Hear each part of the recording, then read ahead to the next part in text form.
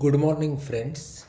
आपण बघणार आहोत कॉस्टशीटवरचा प्रॉब्लेम, ज्याच्यामध्ये आपल्याला टोटल कॉस्ट आणि पर युनिट कॉस्ट असं दोन्हीचं कॅल्क्युलेशन करायचं आहे. प्रॉब्लेम बघा.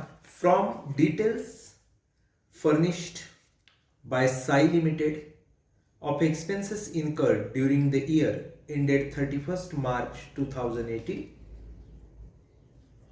Prepare cost sheet showing various elements of cost both in total and per unit and also find total profit and per unit profit. तर आपल्याला total cost काढायची आहे, per unit cost काढायची आहे, टोटल प्रॉफिट काढायचं आहे, per unit profit काढायचं आहे. याच्यासाठी आपल्याला काही फिगर्स दिलेले आहेत, वेगवेगळे आयटम्स पर्टिक्युलर्स आणि अमाऊंट फॉर्ममध्ये. पैकी परचेस ऑफ रॉ मटेरियल आहे, डायरेक्ट वेजेस आहेत, फॅक्टरी रेंट आहे, कॉस्ट ऑफ कॅटलॉग आहे, depreciation on plant and machinery, cost of plant and machinery purchased, opening stock of raw material, repairs of office furniture, carriage outward, interest on loan, closing stock of raw material, loss on sale of furniture, office salaries, store keepers salary, depreciation of office equipments, cost of pattern, material handling charges, अशा बऱ्याच गोष्टी त्याच्यामध्ये दिलेल्या आहेत. तर आपण सुरुवात करणार आहोत कुठला आयटम कुठे येतो याच्याबद्दल. त्यापूर्वी आपल्याला 3 ॲडजस्टमेंट आहेत त्या बघू. Stock of finish goods at the end of year 1000 units to be valued at cost of production. हा क्लोजिंग स्टॉक दिलेला आहे फिनिश गुडचा 1000 युनिट. कॉस्ट ऑफ प्रोडक्शनला तो व्हॅल्यू करायचा आहे, त्याची आपण वर्किंग नोट करूच. Number of unit produce during the year, म्हणजे टोटल प्रोडक्शन वर्षाचं 20,000 युनिट आहे. आणि प्रॉफिट डिझायर्ड ऑन सेल 20%, सेलवरती 20% प्रॉफिट आपल्याला काढायचं आहे. म्हणजे इंडिव्हिज्युअल आयटमशी फारसं काही यातलं रिलेटेड नाही आहे. तर आता कुठला आयटम कुठे येतो हे आपण बघणार आहोत. तुम्हाला माहिती आहे डायरेक्ट मटेरियलसाठी आपण DM लिहितो, डायरेक्ट लेबरसाठी DL, डायरेक्ट एक्सपेन्ससाठी DE, फॅक्टरीसाठी F, ऑफिस एक्सपेन्ससाठी O आणि सेलिंग डिस्ट्रीब्युशनसाठी SD. या पद्धतीत आपण शॉर्ट फॉर्म लिहून घेत असतो पेन्सिलनं प्रॉब्लेममध्ये. त्याप्रमाणे आपण बघूया. परचेस ऑफ रॉ मटेरियल हे येणार RM मध्ये, direct wages DL, factory rent F, cost of catalogue selling डिस्ट्रीब्युशनचा आहे SD, depreciation on plant and machinery F factory, cost of plant and machinery purchased हा कॅपिटल नेचरचा आयटम आहे, त्यामुळे याचा इफेक्ट येण्याची शक्यता नाही. त्याच्यानंतर opening stock of raw material RM मध्ये, रिपेअर्स ऑफ ऑफिस फर्निचर. आता ऑफिस फर्निचर रिपेअर झालेत त्यामुळे ते O ऑफिस ॲडमिनिस्ट्रेशनला येईल. कॅरेज आउटवर्ड याचा इफेक्ट नेहमी येत असतो सेलिंग अँड डिस्ट्रीब्युशनमध्ये SD. इंटरेस्ट ऑन लोन हा एक आयटम दिलेला आहे आपल्याला. आता इंटरेस्ट ऑन लोन याच्याबद्दल जर बोलायचं तर लोनवरचं इंटरेस्ट हा काही कॉस्टिंग नेचरचा आयटम नाही आहे, त्यामुळे त्याचा इफेक्ट आपल्या कॉस्टशीटमध्ये येणार नाही. नॉन कॉस्ट आयटम आहे थोडक्यात. त्यानंतर closing stock of raw material RM मधनं लेस होईल. Loss on sale of furniture हा फायनान्शियल नेचरचा आयटम आहे, कॉस्ट नेचरचा नाही आहे, त्यामुळे हा पण येणार नाही. ऑफिस सॅलरीज या येतील ऑफिस ॲडमिनिस्ट्रेशनमध्ये O. Sales keeper salary. आता सेल्स कीपर सॅलरी हा जो आयटम आहे हा फार महत्त्वाचा आहे. Store keeper salary. आता स्टोअर कीपर सॅलरी ही ऑफिसशी रिलेटेड असते, सेलिंग डिस्ट्रीब्युशनशी असते की वर्कशी असते, हा एक प्रश्न असतो. पण स्टोअर कीप केलेला माल हा प्रोडक्शन प्रोसेसला येत असतो, त्यामुळे ही फॅक्टरीमध्ये येणार. त्याच्यानंतर डिप्रिसिएशन ऑन ऑफिस इक्विपमेंट्स हा ऑफिसशी रिलेटेड आहे, so O office administration. Cost of patterns हा डायरेक्ट एक्सपेन्स आहे, DE म्हणायचं त्याला. मटेरियल हँडलिंग चार्जेस हे फार महत्त्वाचा असा आयटम आहे. मटेरियल हँडलिंग चार्जेस नक्की कुठं घ्यायचा हा त्याच्याबद्दलचा प्रश्न असतो. 10,000 रुपीज आपल्याला मटेरियल हँडलिंग चार्जेस दिलेले आहेत, आपण हे घ्यायचे फॅक्टरीला, एफ म्हणायचं त्याला. तर अशा पद्धतीने वेगवेगळ्या आयटम्सचे आपल्याला इफेक्ट या ठिकाणी द्यावे लागणार आहेत. आपण प्रॉब्लेम सोडवायला सुरू करूयात. प्रॉब्लेम सोडवण्यापूर्वी एक गोष्ट लक्षात घ्यायची की आपल्याला साई लिमिटेडला कॉस्टशीट बनवत असताना काही गोष्टी सांगितलेल्या आहेत. त्यापैकी कॉस्टशीट आखून कशी घ्यायची, तर Sai limited cost sheet for the year ended दिलं आहे त्याप्रमाणे 31 मार्च 2018. त्याच्यानंतर पर्टिक्युलर्स टोटल कॉस्टमध्ये रुपीज आणि कॉस्ट पर युनिटमध्ये रुपीज याप्रमाणे कॉलम. आपला प्रोडक्शन किती आहे, सेल किती आहे हे लिहून घ्यावं लागतं, तशी आपली पद्धत आहे. आता प्रोडक्शन किती आहे आणि सेल किती आहे हे लिहून घेण्यापूर्वी एक गोष्ट आपल्याला करायला लागेल की आपण जो फॉर्मॅट आखतो त्याच्यात एक युनिट नावाचा कॉलम ठेवायचा. तो कॉलम ठेवला म्हणजे आपल्याला प्रत्येक वेळी युनिट किती आहेत हे पण कळू शकतं. आता सोपं काम आहे. पहिलं आपण प्रोडक्शन किती आहे ते लिहून घेऊ. आपण जर बघितला तर आपल्याला क्लिअरली माहिती दिलेली आहे ॲडजस्टमेंटमध्ये. Number of unit produce during the year 20,000. 20,000 युनिटचं काय आहे, प्रोडक्शन आहे. त्याच्यानंतर दुसरी गोष्ट आपल्याला माहिती लागते, सेल्स किती युनिटचा आहे. हे काय आपल्याला क्लिअरली दिलं नाही, त्यामुळं योग्य वेळी आपण त्याची फिगर देखील मिळवूयात. आता आपण सुरू करायला काही हरकत नाही. पहिला आपण लिहितो डायरेक्ट मटेरियल.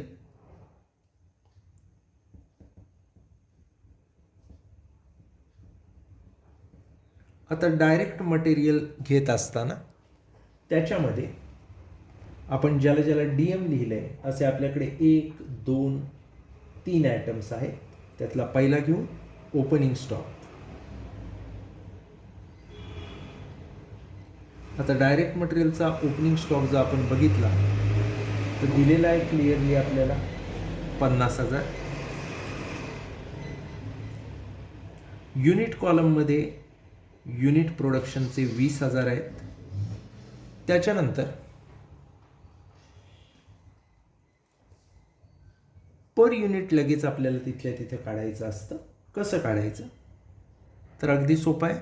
50,000 भागिले 20,000 याचं उत्तर किती येतं, तर तुम्हाला सगळ्यांना माहीत आहे 2.50. या पद्धतीत पर युनिट काढायचं. त्याच्यानंतर आपण घेणार परचेसेस ऑफ रॉ मटेरियल. हे आपल्याला दिले 4,80,000.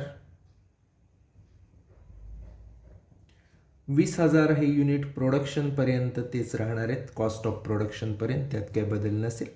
4,80,000 भागिले 20 याचं जर आपण उत्तर काढलं तर 24 रुपये पर युनिट येईल. आता याच्यामधनं जो क्लोजिंग स्टॉक आहे तो आपल्याला काय करावा लागणार आहे, मायनस करावा लागणार आहे. त्यामुळे याची आपण टोटल घेऊ. 5,30,000. युनिट कायम 20,000 असणार आहेत, म्हणजेच पर युनिटची इकडं टोटल येईल 26.50. त्यातनं लेस करणार आपण क्लोजिंग स्टॉक. आता क्लोजिंग स्टॉक घेत असताना किती आहे क्लोजिंग स्टॉक, तर अमाऊंट आपल्याला दिलेली आहे 30,000 रुपये. म्हणजे पर युनिट घेतला तर 30,000 भागिले 20,000 म्हणजे 1.50. ते मायनस झाले. आता किती राहतात, तर 5 लाख राहतात. डायरेक्ट आउटरला घ्यायचे आणि 5 लाख भागिले 20,000 आपण केलं की उरतात किती, तर 25. ते पण डायरेक्ट आउटरला घ्यायचे. Per unit 25. तर अशा पद्धतीनं आपण पहिलं काय काढलं, डायरेक्ट मटेरियल किती येतं हे काढलेलं आहे. त्याच्यानंतर दुसरा आयटम आपण घेणार डायरेक्ट वेजेस किंवा डायरेक्ट लेबर, जो आपल्याला डायरेक्टली दिलेला आहे. Direct wedges. डायरेक्ट वेजेस देत असताना आपल्याला क्लिअरली सांगितले की डायरेक्ट वेजेस आहेत अमाऊंट 2,20,000. युनिट आपले 20,000 आहेत, त्यात काही बदल नाही. 2,20,000ला 20,000नं भागलं की आपल्याला किती मिळतील, तर अगदी क्लिअर आहे, 11 रुपये पर युनिट आपल्याला मिळतील. त्याच्यानंतर दिलं आहे डायरेक्ट एक्सपेन्सेस. आपण फॉर्मॅटप्रमाणेच जायचं. आपण शॉर्ट फॉर्म लिहिलेले असतात, त्यामुळे आपल्याला कुठल्या आयटममध्ये काय येणार आहे हे कळून जातं. डायरेक्ट एक्सपेन्समध्ये आपली येणार आहे कॉस्ट ऑफ पॅटर्न.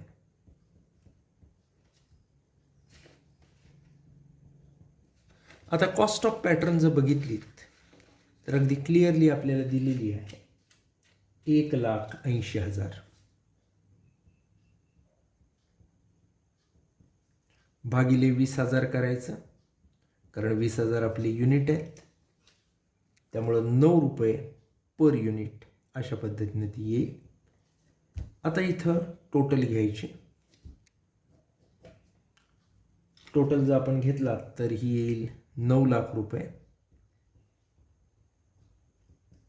पर युनिटची घेतली तर 45 येईल. हे जे आलं ती आपली असणार आहे प्राईम कॉस्ट. त्याला डबल अंडरलाईन करायचं, कारण हा एक आपला टप्पा आहे. त्याच्यामध्ये ॲड करायचे असतात फॅक्टरी किंवा वर्क ओव्हरहेड्स. फॅक्टरी ओव्हरहेड्स, त्याचंच दुसरं नाव वर्क ओव्हरहेड्स. आता हे ॲड करत असताना आपले जर आयटम्स पाहिले तर 1, 2, 3, 4 ठिकाणी आपण एफ लिहिलेलं दिसतंय, त्यामुळे 4 आयटम आपल्याला ॲड करायचे. तिथं कोणकोणते आहेत? पहिलं आहे factory rent,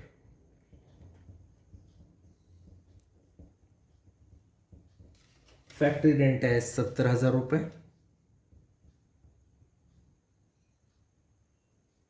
inner कॉलमला unit unchange 20,000 आहेत. 70,000 भागिले 20,000 केलात की 3.5 येईल ते पर युनिट. त्याच्यानंतर depreciation on plant and machinery,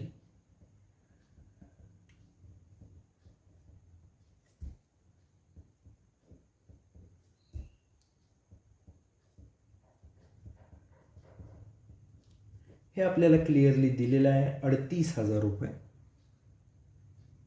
unit कायम 20,000 आहे, त्यात काही बदल नाही अजून. 38,000 भागिले 20,000 केलात की 1.90 येतील. त्याच्यानंतर पुढचा आहे store keepers salary.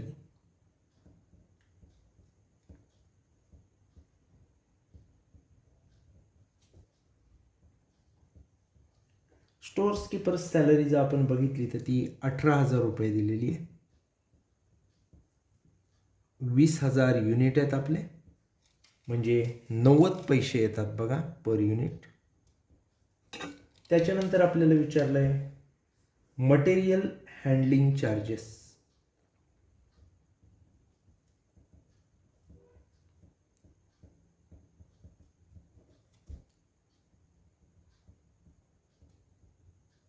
Material handling charges जर आपण बघितले तर त्या ठिकाणी 10,000 आहेत. युनिट अनचेंज 20,000 कॉस्ट ऑफ प्रोडक्शनपर्यंत. आता 10,000ला जर 20,000नं भागला तर 50 पैसे येतात. आता काय करायचं, तर आता याची टोटल घ्यायची, कारण फॅक्टरीचे 4 आयटम आपण घेतलेत. 70,000, 38,000, 18,000 आणि 10,000 याची जर आपण टोटल घेतलात तर 1,36,000 रुपये येतात. 1,36,000ला 20,000नं भागलं की किती येतात बघा, 6.80. आता काय करायचं, तर हे ॲड करायचे, म्हणजे आपल्याला जी मिळेल त्याला म्हणतात फॅक्टरी कॉस्ट किंवा वर्क्स कॉस्ट. आता ही दुसरी स्टेप आपण गाठलेली आहे. फॅक्टरी कॉस्ट 20,000 युनिटची जर आपण बघितली तर येते किती? 9 लाख अधिक 1,36,000 म्हणजे 10,36,000. 10,36,000 भागिले 20,000 याचं उत्तर येतं आपलं 51.80 ते पर युनिट झाली. फॅक्टरी कॉस्टपर्यंत आल्यानंतर त्याच्यात आपल्याला ॲड करावे लागतात office administrative overheads. Add office and administrative overheads.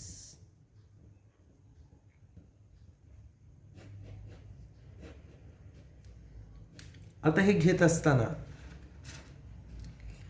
आपल्याकडं ओ लिहिलेले 3 आयटम आहेत. पहिला आहे रिपेअर्स टू ऑफिस फर्निचर,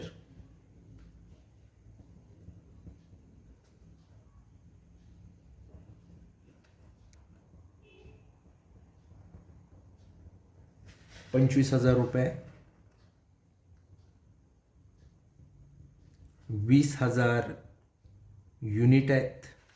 25,000 भागिले 20,000 केला की 1.25 येईल. त्याच्यानंतर आहे office salaries.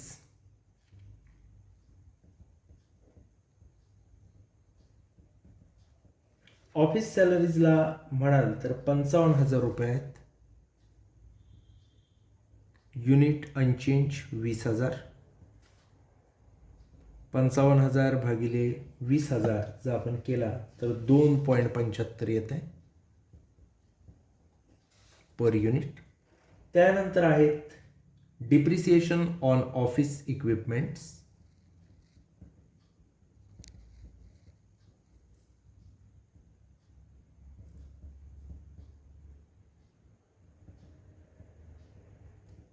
Depreciation on office equipments घेतलात तर ती 20,000 युनिट आपले अनचेंज आहे आणि अमाऊंट पण 20,000च आहे. म्हणजे 20,000 भागिले 20,000 पर युनिट 1. ऑफिस ॲडमिनिस्ट्रेटिव्ह इथं संपतं. टोटल घ्यायची त्याची 25, 55 आणि 20 याची जर आपण टोटल घेतलात तर ती येते 1 लाख.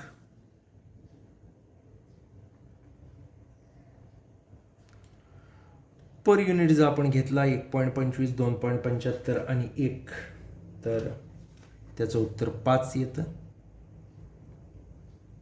आता काय करायचं तर टोटल करायची याची.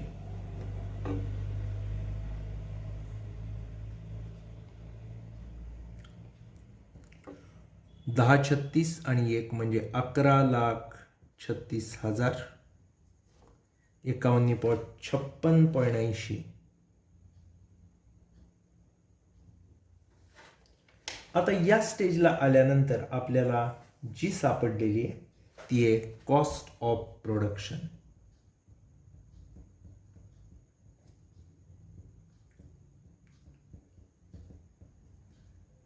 डबल अंडरलाईन करायची.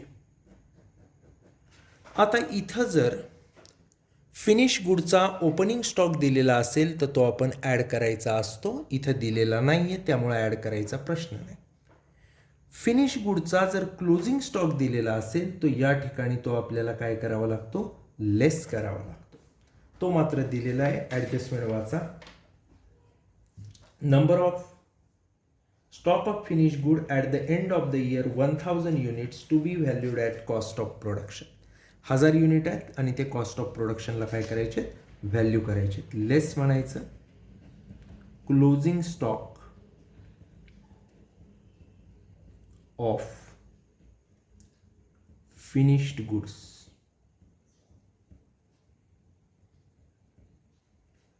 अगदी क्लिअरली आपल्याला दिलेलं आहे 1,000. 20 मधनं 1 जातोय म्हणजे आता इथून पुढं जे काय होणार आहे तेव्हा 19,000च राहणार आहेत. ओके. आता व्हॅल्यू करायचं आहे कशाला, तर कॉस्ट ऑफ प्रोडक्शनला. आपल्याकडे एक फॉर्म्युला असतो जो वापरून आपण काय करू शकतो, वर्किंग नोट करू शकतो. वर्किंग नोट 1,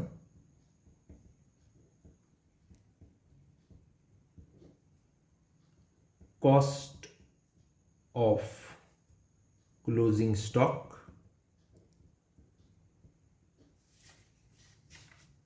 आता कशी काढायची, तर आपल्याकडं सोपा फॉर्म्युला आहे. कॉस्ट ऑफ क्लोजिंग स्टॉक बरोबर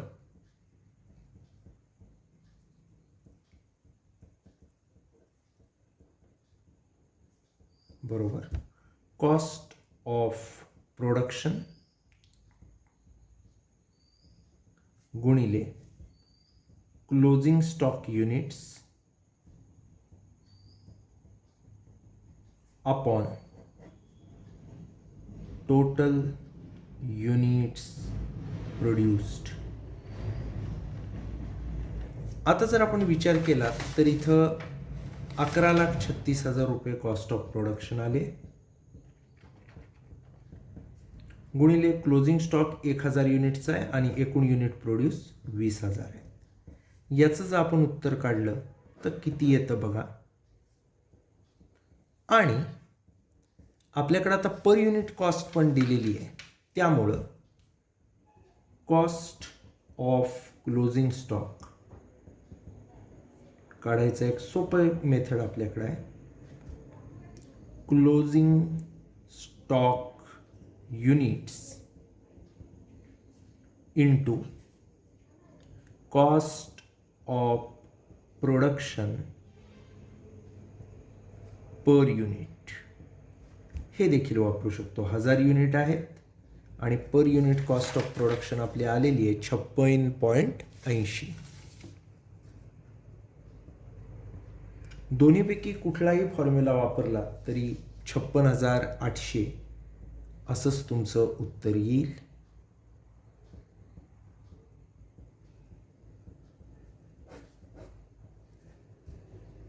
$56,800.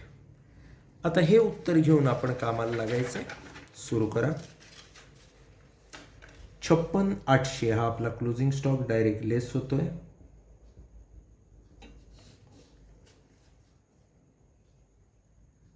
म्हणजे हा क्लोजिंग स्टॉक एकदा का आपण लेस केला तो 56.8 प्रमाणच असणार. तर आपल्याला राहतात शिल्लक 10,79,200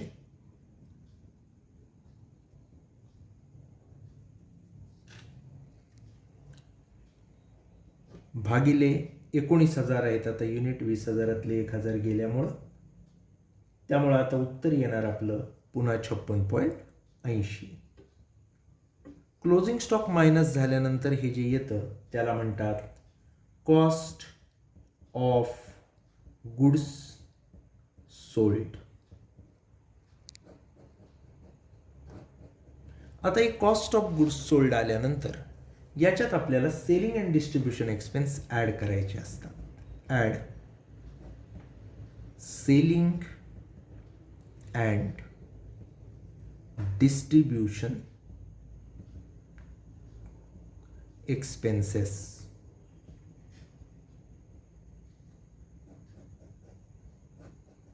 आता selling and distribution expense add करायचे दोनच आयटम आहेत, कॉस्ट ऑफ कॅटलॉग आणि कॅरेज आउटवर्ड. घेऊयात आपण cost of catalogue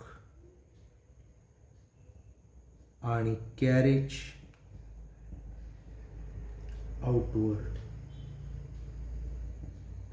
cost of catalogue जर बघितली तर 34,200 आहे भागिले 19,000. आता युनिट आहेत म्हणजे 1.8 पर युनिट येते. त्याच्यानंतर कॅरेज आउटवर्ड बघितलात तर दिलेला आहे आपल्याला 26,600 भागिले युनिट आहेत 19,000 म्हणजे पर युनिट बघितलात तर 1.40. दोनच आयटम आहेत, त्यामुळे डायरेक्ट टोटल घ्यायची. टोटल घेतलात तर आपल्याला दिसेल 60,800.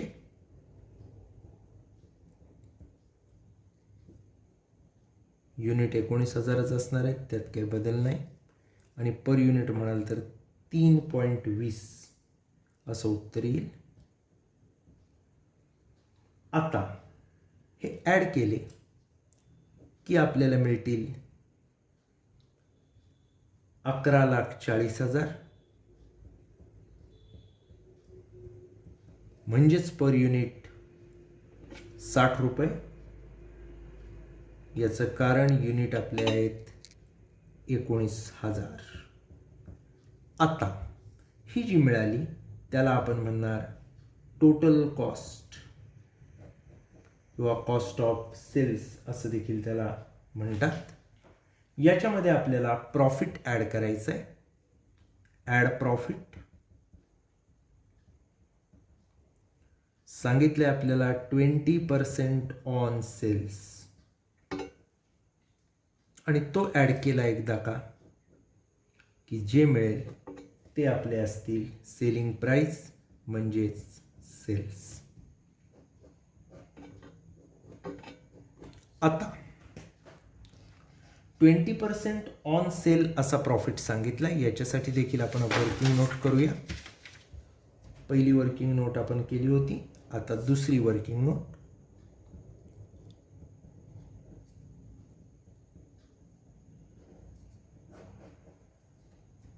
अगदी सोपं आहे. सेल्स काढायचेत आपल्याला. दिलेली आहे आपल्याला कॉस्ट.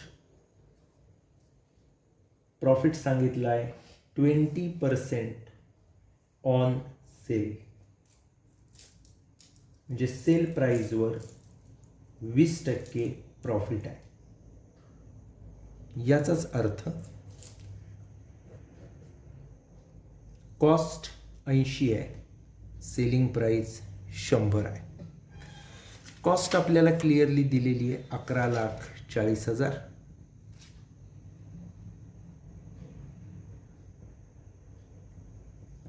सेलिंग माहीत नाही. अशा पद्धतीचं हे कॅल्क्युलेशन आहे. म्हणजेच घेत असताना आपण अशा प्रकारे घेऊ शकतो की 80ला 11,40,000 आहे, तर 100ला किती याच्यावरनं आपल्याला सेल्स मिळतील. आणि जर नुसती प्रॉफिटची फिगर पाहिजे असेल तर आपल्याला घ्यायचं आहे 80ला 11,40,000 दिले तर 20ला किती, या पद्धतीत क्रॉस मल्टिप्लिकेशन करून घ्यायचं आहे. मग कसं घेणार आपण, तर 100 गुणिले 11,40,000 भागिले 80, आणि इथं घेताना घेणार 20 गुणिले 11,40,000 भागिले 80. इथं आपल्याला डायरेक्टली सेल मिळेल, इथं आपल्याला प्रॉफिट मिळेल. सेल म्हणाल तर आपल्याला मिळतोय 14,25,000. प्रॉफिट म्हणाल तर आपल्याला मिळतोय 2,85,000. या पद्धतीत आपण वर्किंग करू शकतो. अगदी सोपं आहे. तर आपल्याला मिळालेलं आहे प्रॉफिट 2,85,000. युनिट आहेत 19,000. 2,85,000 भागिले 19,000 आपल्याला त्याचं उत्तर काढायचं आहे. आणि ते जर तुम्ही काढला तर ते येईल 15. 60 आणि 15 75 होतात बघा. युनिट 19,000 आणि सेलची फिगर जी आपण काढली आत्ता वर्किंगमध्ये ती आहे 14,25,000.